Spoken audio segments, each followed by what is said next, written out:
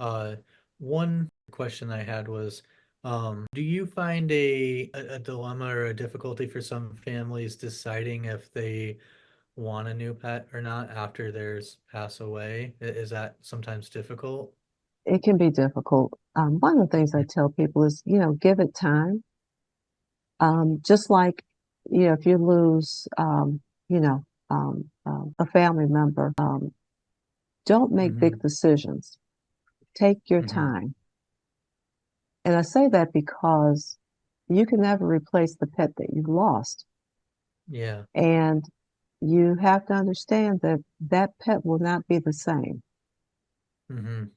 Pets come with different temperaments, you know? Hmm. And so the pet that you had who was, loving this, you might have a pet who is totally different in their temperament. And I would never suggest to anyone that you give that pet the same name Yeah. because you're going to have That's those expectations and you will be disappointed.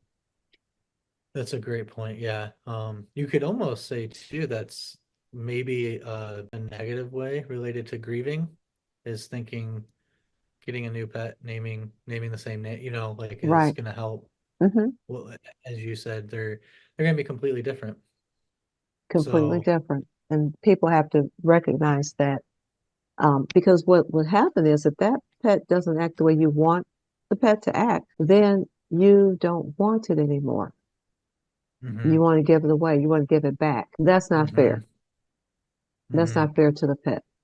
So Hmm. you have to be, I think it's very helpful to work through the grief